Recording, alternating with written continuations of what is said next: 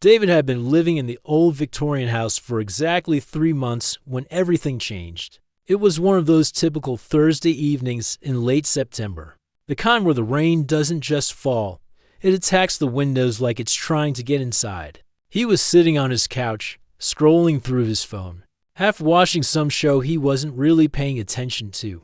That's when the doorbell rang. Now, David wasn't the type to get many visitors. He moved to this town for work, didn't know many people yet, and his friends from back home rarely made the drive out to see him.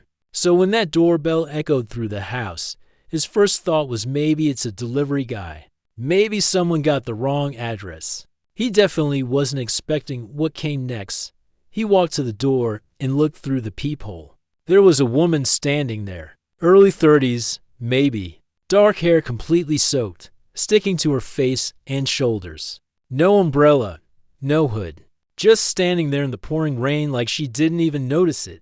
But what struck him most was the way she stood. Not nervous, not awkward like someone who's lost or needs directions. She stood there like she was supposed to be there, like she was home. David hesitated for a second, then opened the door. Before he could say a single word, before he could ask if she needed help or if she was okay, she stepped inside, not in a pushy way, not forcing her way in, but smoothly, naturally, like she'd done it 1,000 times before. Like walking into this house was the most normal thing in the world. Water dripped from her coat onto the hardwood floor. Little puddles formed around her shoes. And then she looked at him, really looked at him. Her eyes locked onto his, and she said his name, David.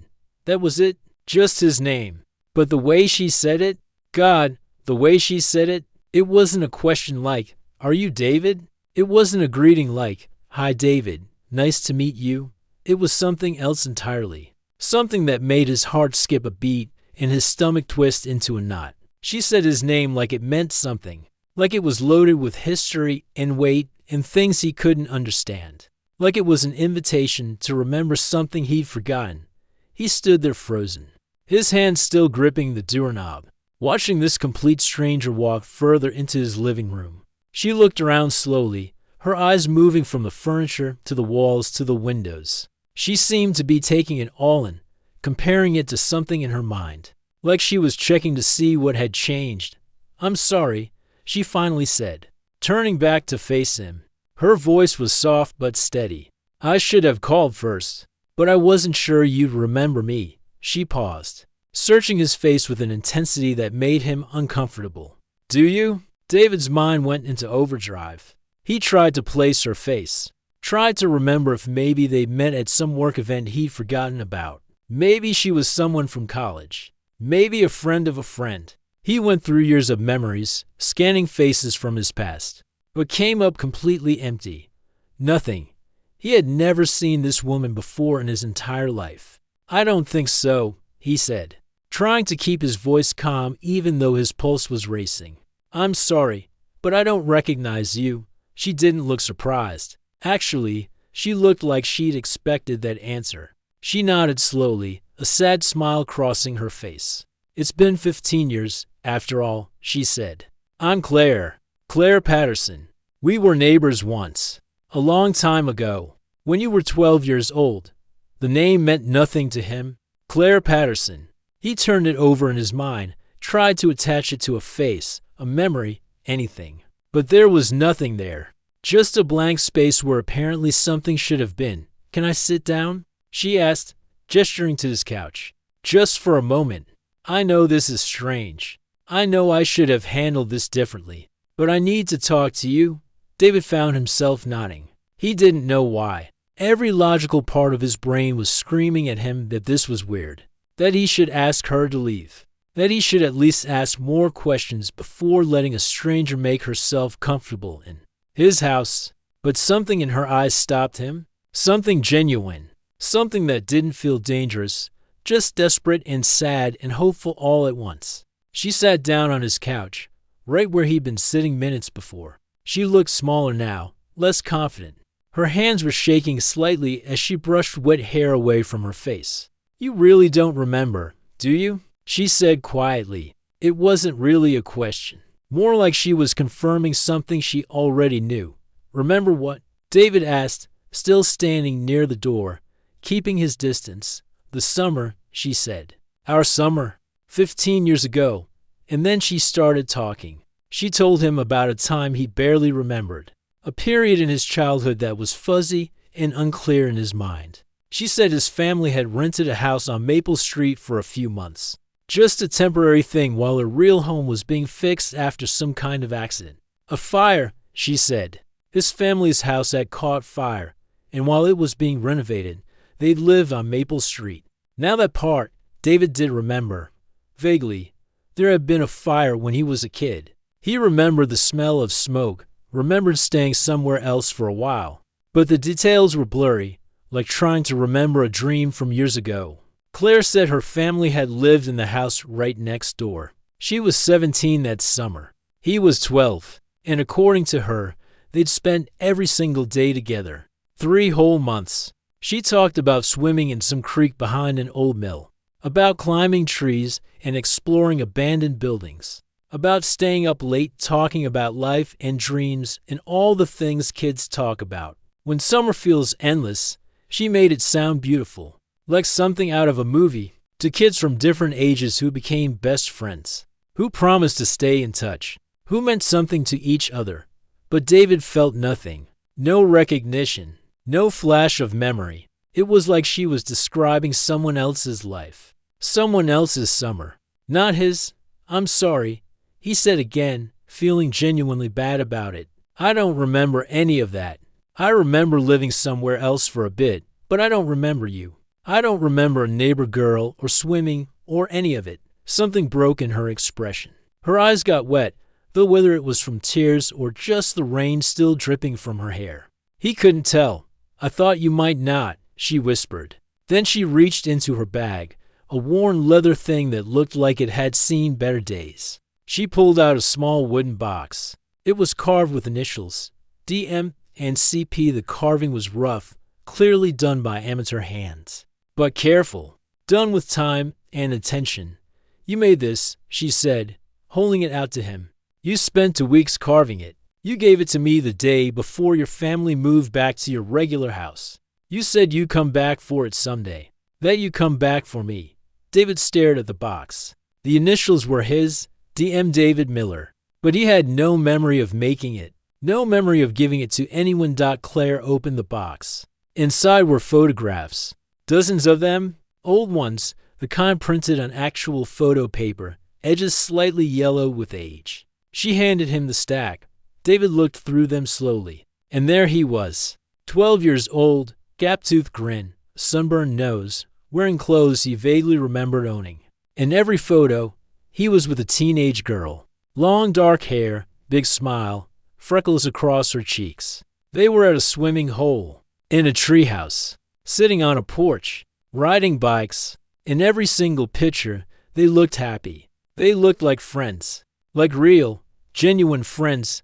He flipped one over. On the back, in handwriting he recognized as his own 12-year-old scrawl, were the words, "Best summer ever. I'll never forget you, Claire. I promise." But he had forgotten, completely, totally, like it had never happened at all. The next morning, David woke up thinking maybe he'd dreamed the whole thing. Maybe the woman showing up at his door had been some weird, vivid dream brought on by stress or too much coffee. But when he went downstairs, he saw the wooden box sitting on his coffee table. Real, solid, undeniable proof that last night had actually happened. Claire had left around 9 o'clock, after showing him all the photos and telling him more stories he couldn't remember. She'd asked if she could come back, said she had more things to show him, more pieces of that lost summer. David had said yes without really knowing why. Part of him was curious. Part of him felt like he owed her something. Though he couldn't explain what or why, she came back that evening, right as the sun was setting. This time she wasn't soaked from rain. She looked put together, normal. Like any person you'd pass on the street. She brought a backpack with her. I brought some things, she said when he let her in. Things from that summer. I thought maybe seeing them might help you remember. They sat in his living room again, and she started pulling items out one by one. A journal with his name written on the front. He opened it and saw page after page of his own handwriting. Entries about his days, about Claire, about adventures they'd had, about feelings he'd apparently had. Reading it was surreal, like reading a story someone else had written, but using his handwriting as a disguise. She showed him a friendship bracelet, faded and frayed, made from blue and green thread. "I made this for you," she said. "You wore it every day. You said you'd never take it off." She showed him a mixtape, an actual cassette tape with songs written on the label in marker. "You made this for me. These were all your favorite songs that summer." Each item felt familiar and foreign at the same time, like déjà vu, like looking at objects from a past life. Over the next few days, Claire became a regular presence in David's life. She'd show up in the evening, always polite, always asking if it was okay to come in. They'd sit and she'd tell him stories about the time they'd snuck into an old abandoned factory and gotten chased out by a security guard, about the time they tried to build a raft and it had fallen apart the second they put it in the water, about late-night conversations on her porch where they'd talk about everything and nothing. The stories were detailed, too detailed to be made up. She remembered things like what flavor ice cream he'd always ordered, what shirt he'd been wearing on specific days. Things nobody would remember unless they'd really been there, really lived it. David started doing his own research. He called his mother down in Florida, where she'd retired. "Mom, do you remember when we lived on Maple Street after the fire?"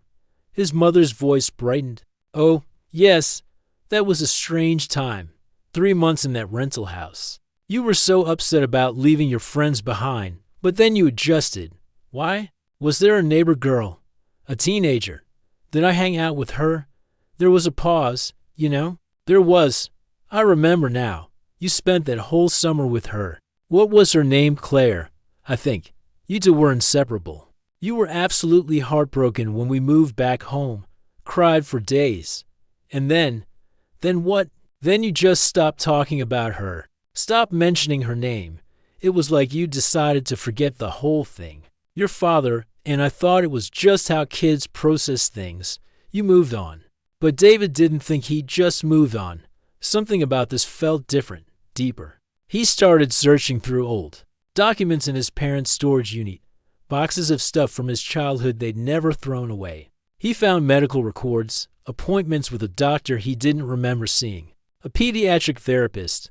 The dates were from 15 years ago, starting in September, right after his family had moved back to their regular house. The notes were clinical, professional, but the story they told was clear. He'd been referred for help processing what the doctors called a significant emotional event. He'd been having nightmares, wasn't eating properly, was withdrawn and sad. The therapy had lasted through the entire fall and into winter. The diagnosis mentioned post-traumatic stress for a 12-year-old kid. But what trauma?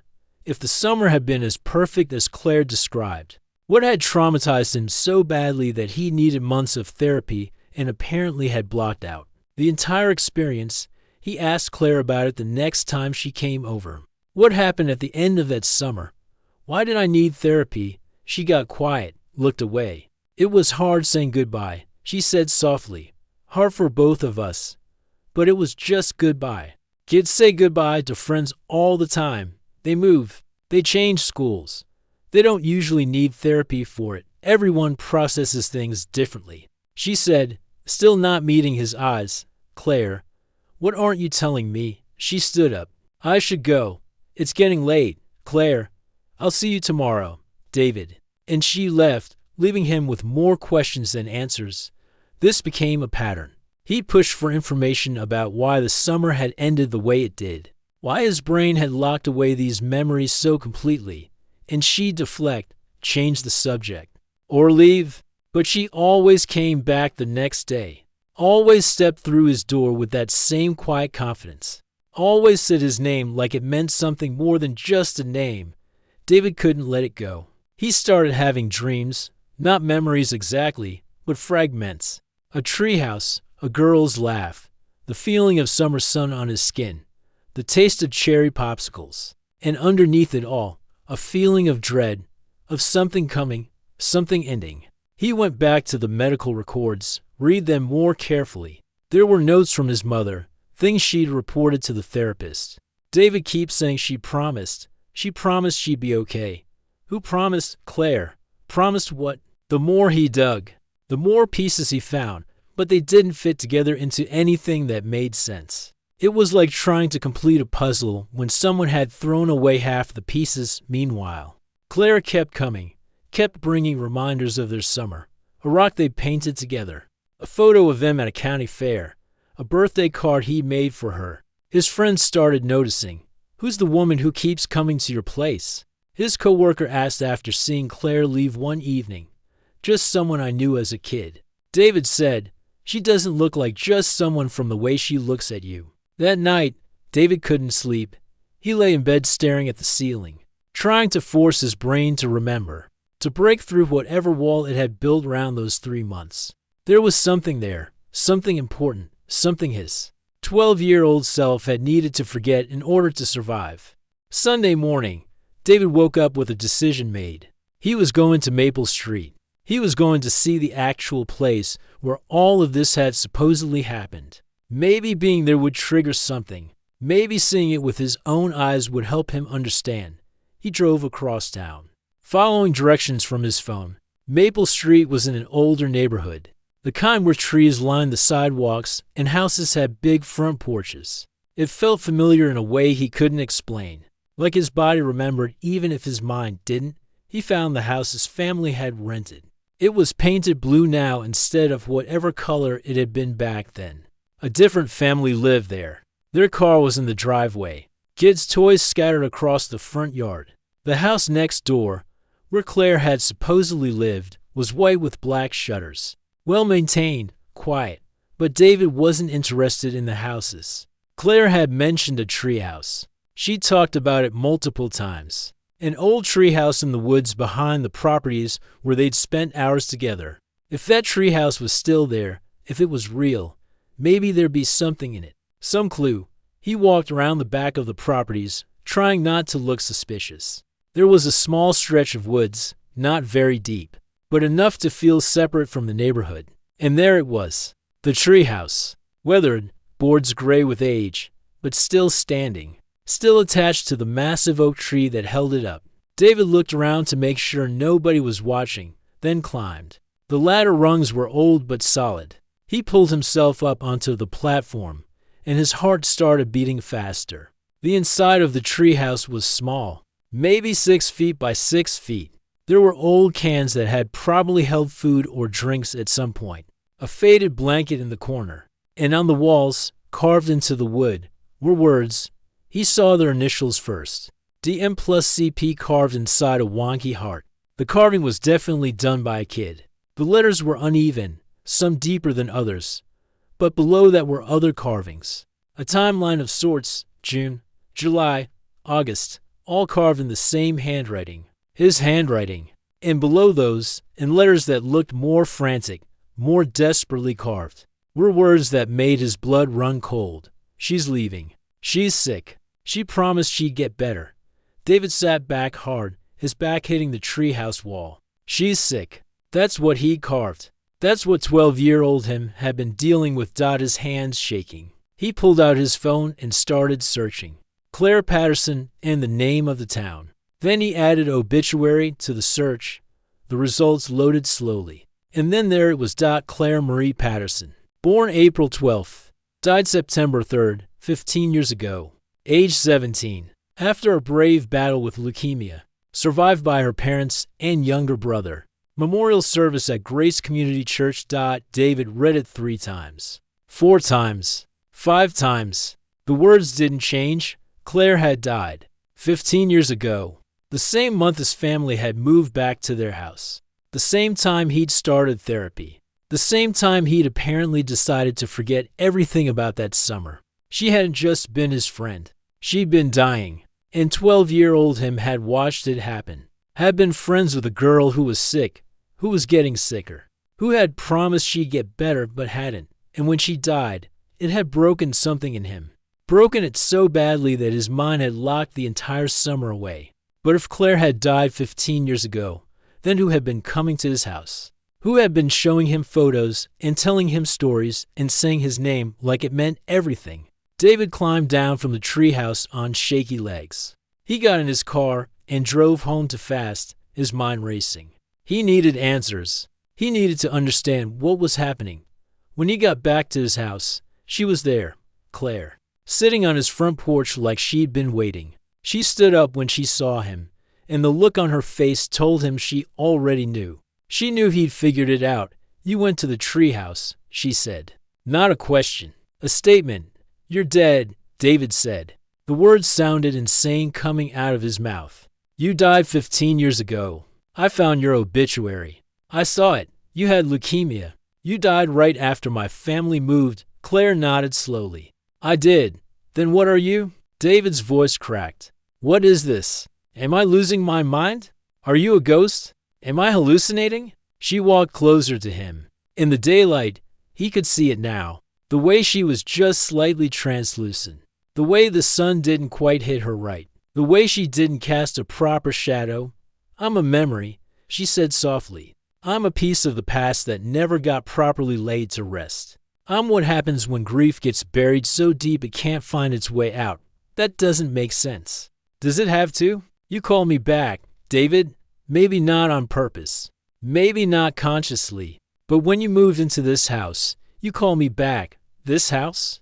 What does this house have to do with anything?" Claire smiled sadly. "You really don't remember. This was our house. The one we used to ride our bikes past. The old Victorian that we both loved. We used to talk about it constantly. How someday we'd live here. How you buy it when you grew up and I make it feel like home. You promised me. The day before you left, you promised you buy this house someday." David felt dizzy. He sat down hard on the porch steps. "I didn't remember. I had no idea. But some part of you did. Some buried part that still remembered me. Still remembered our promise. And when you saw this house was for sale, something in you knew you had to have it. Didn't you? Didn't it feel right in a way you couldn't explain?" He had. When he'd first seen the listing for this house, he felt this pull. This certainty that he needed to live here. He told himself it was just because it was a good deal, because it was beautiful, because he liked Victorian architecture. But maybe it had been something else, something deeper. "So I moved into our dream house, and that brought you back?" Something like that. Grief is strange, David. Unprocessed grief even stranger. You never dealt with losing me. You just locked it away. And locks can only hold for so long. How long have you been here? In this house? I've always been here. Since the day you moved in. But I wasn't strong enough to show myself until now. It took 3 months for me to gather enough of your buried memories to take form. To step inside and say your name. David put his head in his hands. This was impossible. But it was happening. She was here. Whatever she was. What happens now? He asked. Claire sat down beside him on the steps. That depends on you. The next few weeks were the strangest of David's life. He went to work, had normal conversations with normal people, ate lunch at normal restaurants, and then came home to a house haunted by a girl he loved and lost 15 years ago. Except haunted wasn't quite the right word. Claire wasn't scary. She wasn't threatening. She was just there. A gentle presence. A reminder of something beautiful that had been buried. But things were changing. David noticed it gradually at first, then more obviously as days went by. Claire was becoming less solid. The first time he tried to hand her a cup of coffee and his hand passed through hers. They both pretended not to notice. But it kept happening. She'd fade out for a few seconds, then come back. Her voice would get quieter. Sometimes when she spoke, there'd be this slight echo, like she was speaking from far away. "I'm running out of time," she told him one evening. They were sitting in his living room, the same place where she'd first shown him the photographs. "I can feel it. Whatever energy brought me back, it's fading." "Why?" David asked. "What changed?" "You," she said simply. "You're remembering now. You're processing what happened. That's good. That's what needs to happen. But it also means you don't need me anymore. The reason I came back was to help you remember. To help you finally deal with what 12-year-old you couldn't handle. And you're doing that." David had been doing that. He found a therapist who specialized in childhood trauma and repressed memories. He'd been going twice a week, talking through what he was remembering, what he was feeling. The memories were coming back now, slowly, painfully, but they were coming. He remembered meeting Claire that first day on Maple Street, how she'd been sitting on her porch reading, and he'd been riding his bike, bored and lonely in this temporary neighborhood. How she'd waved him over, how they'd started talking and hadn't stopped for 3 months. He remembered noticing she got tired easily, how some days she'd be full of energy and they'd swim and run and explore. Other days she'd barely be able to sit on the porch swing. He remembered the day she'd told him she was sick, that she had cancer, that she was fighting it, and she was going to win. But it made her tired sometimes. He remembered believing her, completely. 12-year-old David had believed with absolute certainty that Claire would get better, that she'd beat the cancer, that they'd be friends forever. He remembered the promises, so many promises, that they'd write letters, that they'd visit each other, that someday, when they were older, they'd buy that beautiful Victorian house on Rosewood Avenue and live there, together. It had seemed so simple, so possible.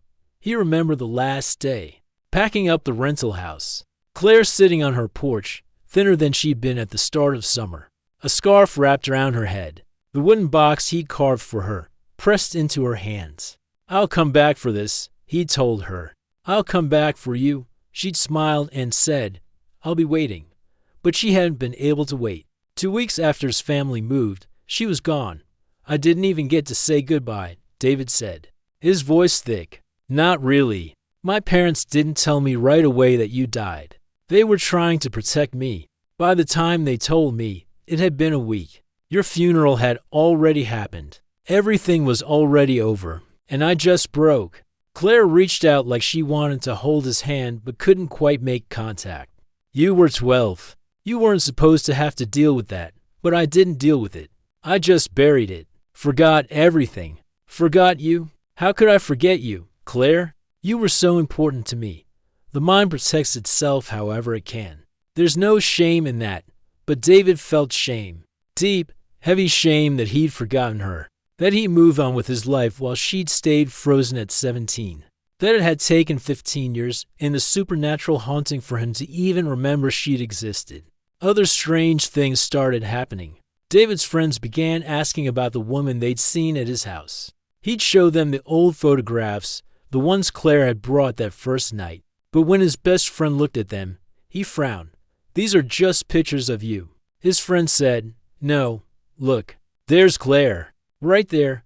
David pointed to what he could clearly see was Claire in the photo. "Man, you're the only person in this picture. Are you feeling okay?" It happened again with his sister when she came to visit. She looked at the photos and only saw David, alone in a treehouse, alone at a swimming hole, alone on a porch.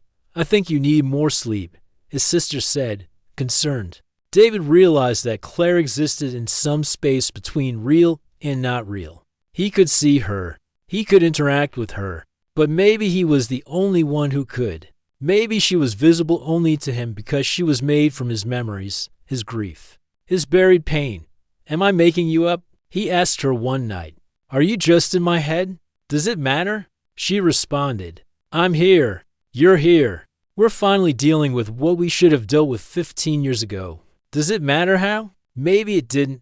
Maybe what mattered was that he was finally grieving, finally letting himself feel the loss of a friend who'd meant the world to him, finally honoring her memory instead of burying it. Claire told him more about those last weeks of her life, the ones after he'd moved away, how she'd been in and out of the hospital, how she'd known, even if the adults around her kept saying she might still pull through, that she was running out of time, how she kept his wooden box by her hospital bed, how thinking about their summer had made her happy even when everything else was hard.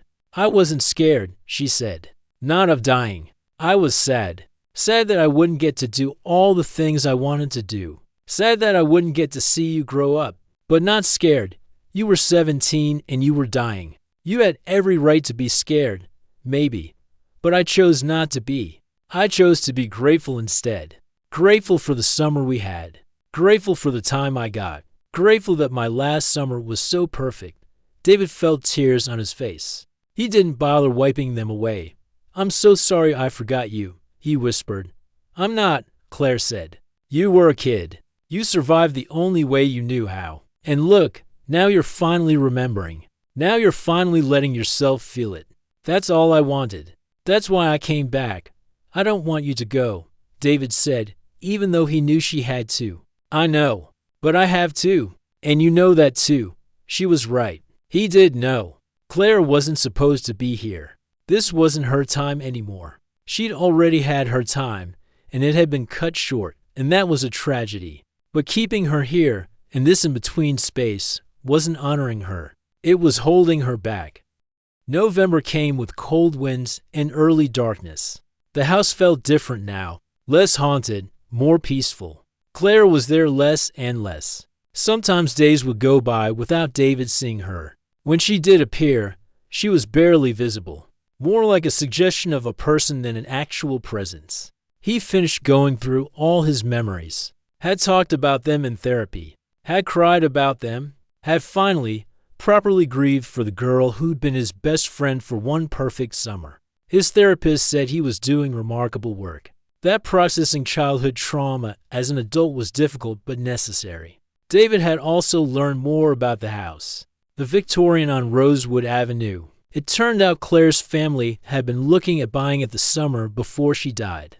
They'd taken her to an open house. She'd fallen in love with it immediately, had dragged David there on their bikes to show him, had made him promise that someday, somehow, they'd live there. When her parents found out David had bought the house, they reached out. They lived a few towns over now. His mother had given them his contact information.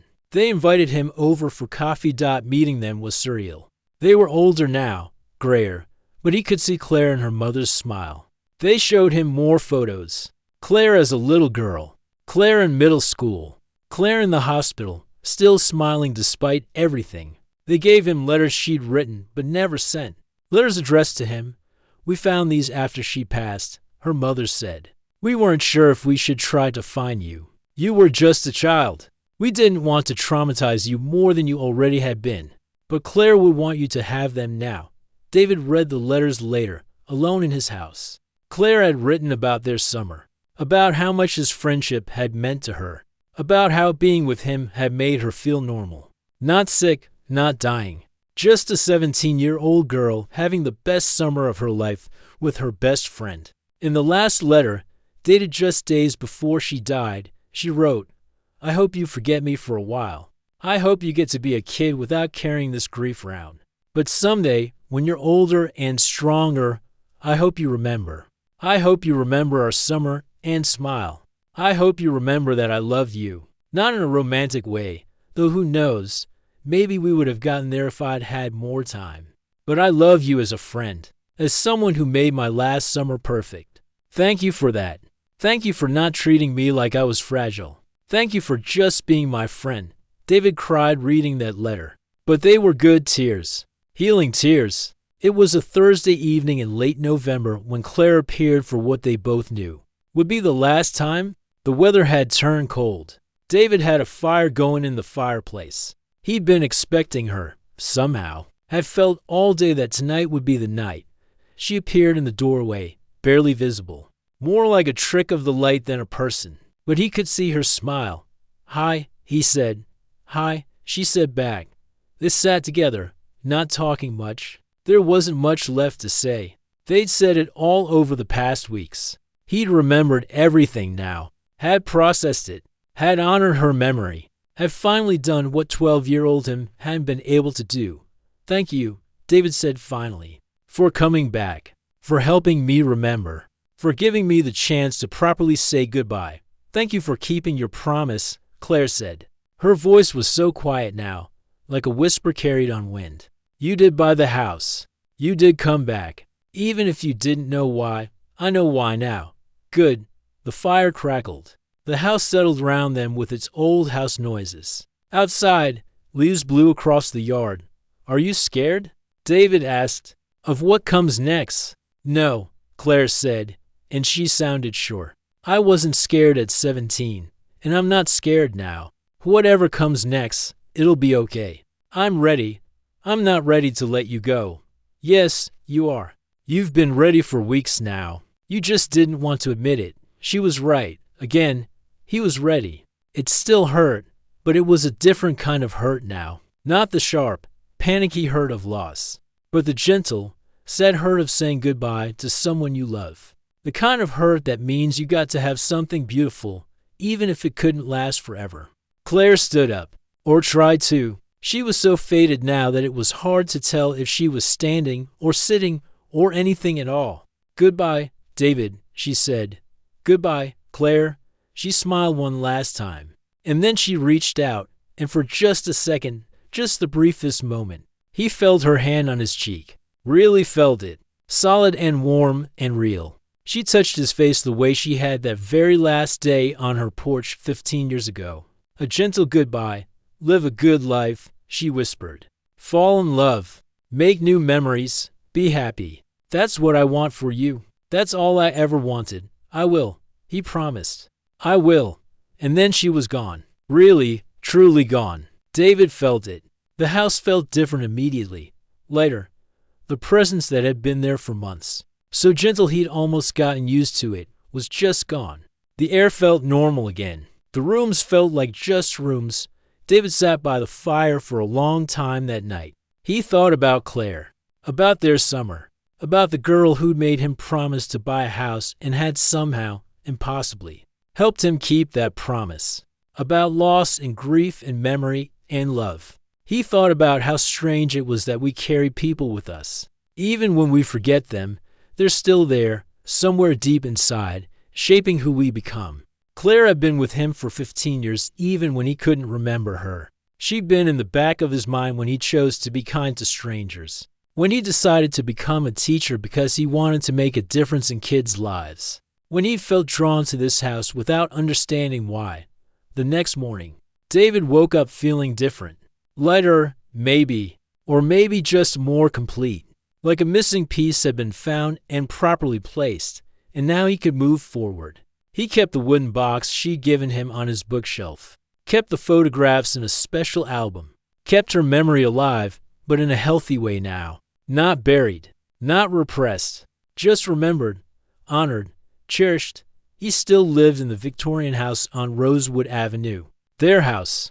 But it didn't feel haunted anymore. It felt like home, a home built on a promise kept, on a grief finally processed, on a love that had transcended death just long enough to say a proper goodbye, and sometimes, on quiet evenings, when the light hit the living room just right, David would smile and think he caught a glimpse of her. Not really there, just a memory, just a reminder that some people touch our lives so deeply that they never truly leave us. They just change form, become part of who we are. Part of our story. Claire was part of his story. Always would be. And that was exactly as it should be.